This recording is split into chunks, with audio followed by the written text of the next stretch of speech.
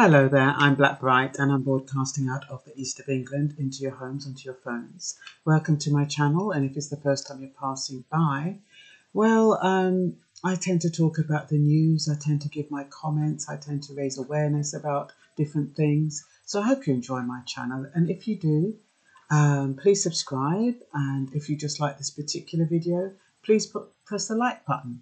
And for my existing subscribers, thank you for being there for me. Thank you for taking time out of your busy day to listen to my video. And today I wanted to talk about the tragic news about Carl. Was his name Carl? I should have done this.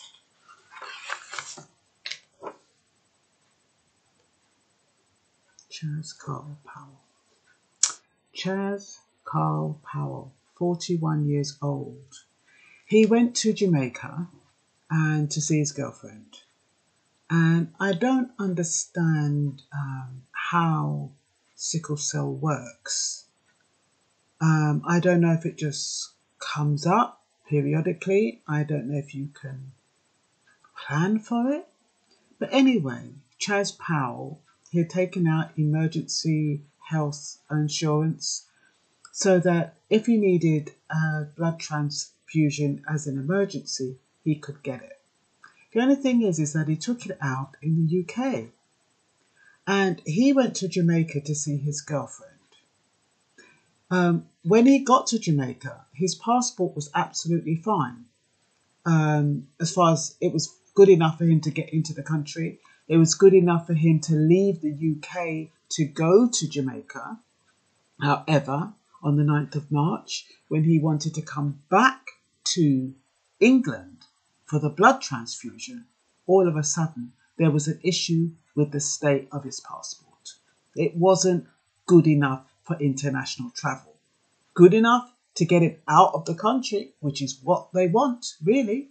When you're thinking about they're trying to get people out and back to where they came from, it's easy to leave the country, not easy to get back.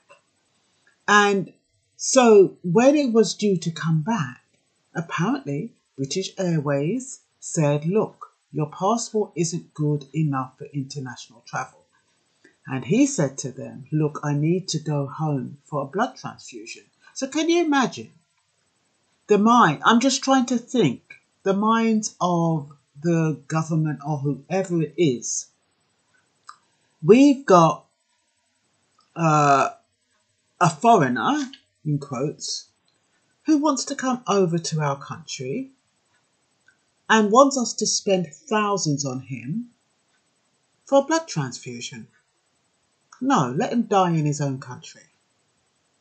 Is that the mentality?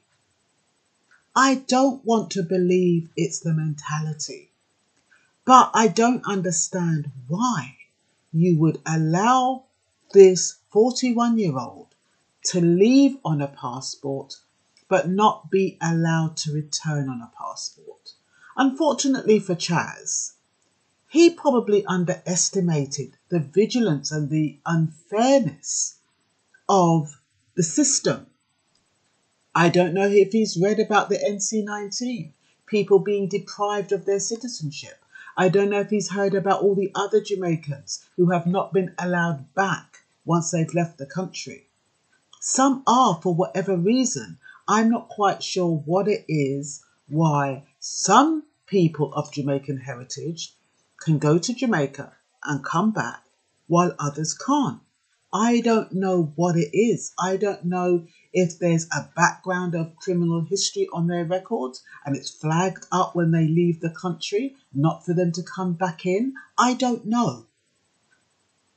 But there has to be something that triggers a reaction like that to somebody returning to the UK, especially when he left. And now he actually did an emergency, got emergency documentation from the British consulate. His eyes were visibly yellow. I'm going to put the link in the subscription.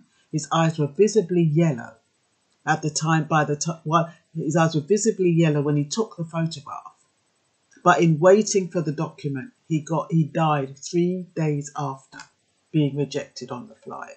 That's what I don't understand. That's how serious it is.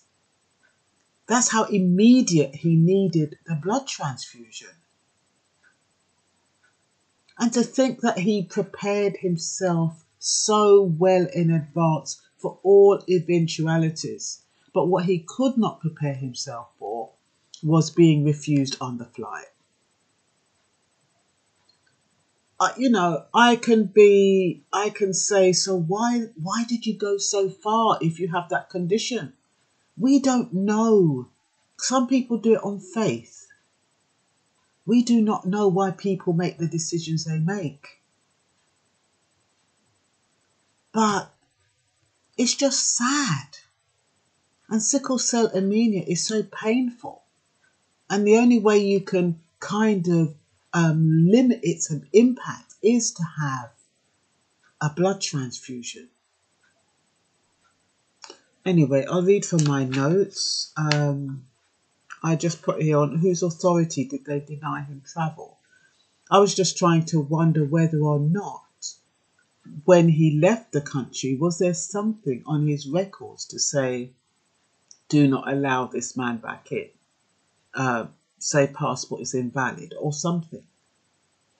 Or was it the British, did British Airways do it on their own cognizance? Is it because they decided, they made that decision, that executive decision, that the passport wasn't good enough?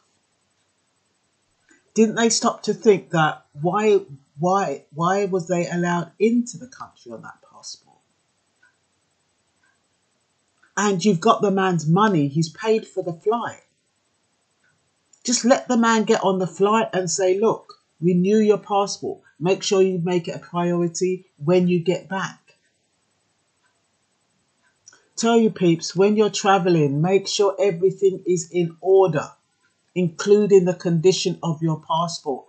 You would think that providing the photograph is clear, the date is clear, that would be enough. Apparently not. Depending on who you are, it's not enough. And it's a shame. Remember, they're looking for any little thing to deny you what you're entitled to. And in this case, Chaz was entitled to get on that flight, and he was entitled to have the transfusion that he had prepared for at King's Cross Hospital in London. All he had to do was get back on soil and make the call. That is the extent he had tried to mitigate against his condition. But it wasn't enough. He wasn't prepared for the airlines refusing him to get on the plane.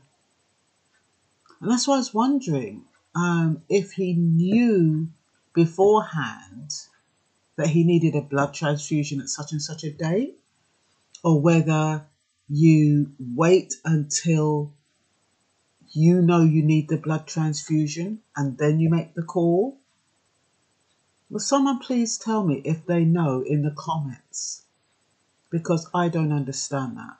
I don't understand if it's something that you have to plan when you return, why would you go so far, or why would you leave it so close? Or whether it just comes up on you, this symptom comes up on you, and then when it does come up on you, that's the time you make the call. It's a very, very risky procedure if that's the case. If it just comes up on you and you have to rely on third parties and the coordination of third parties to save your life, that is really scary. I feel sorry for all those people who have sickle cell. It's such a painful disease.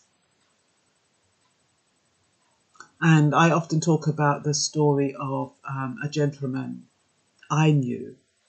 He was a part of a group that he actually attended my Talking Blues group.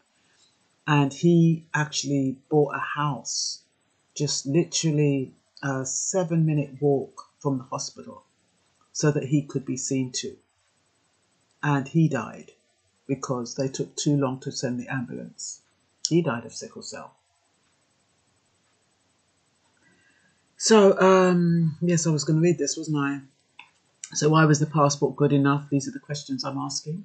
Why was the passport good enough to take him to Jamaica, but not good enough or in too poor a shape to validate international travel? So he could not return.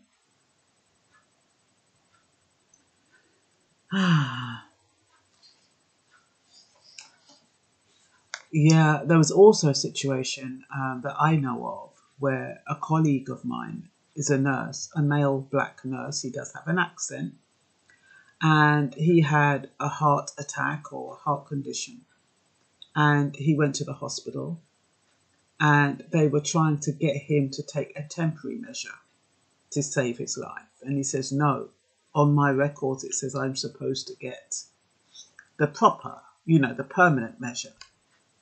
And apparently they said, it's out of stock. Anyway, he had to have this temporary measure, which was substandard, in order to save his life, until the permanent one came in. And he said he didn't want 2 operations. Anyway, they didn't know he was a nurse. They didn't know he worked for the NHS. Not that it should make a difference. But in the end, he insisted, he complained. And in the end, when they found out he was a nurse and that he worked for the NHS, they claimed that this permanent, whatever you call it, I'll call it resolve for now, was available.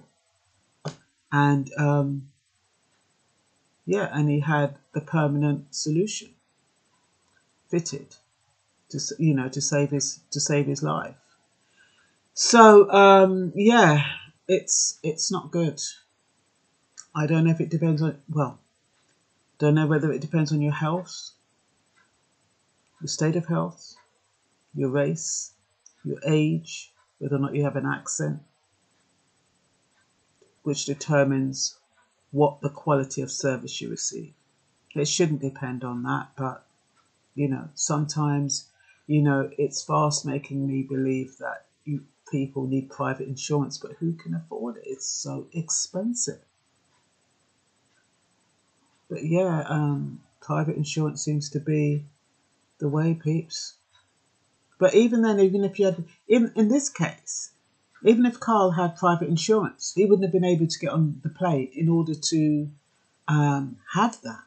And I'm not quite sure whether you can pay for a blood transfusion. It must be really expensive in a foreign country.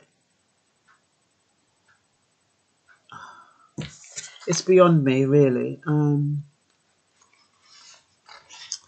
So he needed the blood transfusion to treat his sickle cell anemia.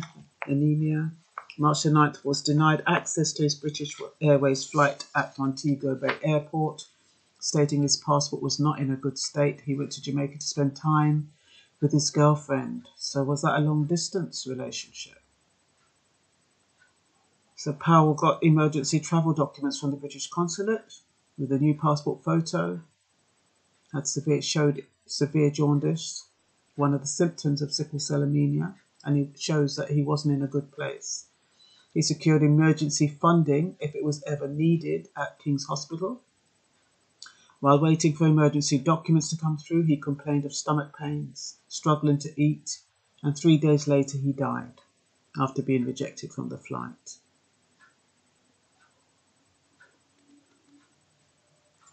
Of organ failure, his health spiraled out of control. I wonder if, in situations like that, whether the British consulate can't intervene. I mean, honestly, you can think all kinds of things, we just don't know. But I pray he's in a better place, he's at peace. Condolences go out to his mother, his girlfriend, his friends and family and relatives. And that's all for now. Bye-bye.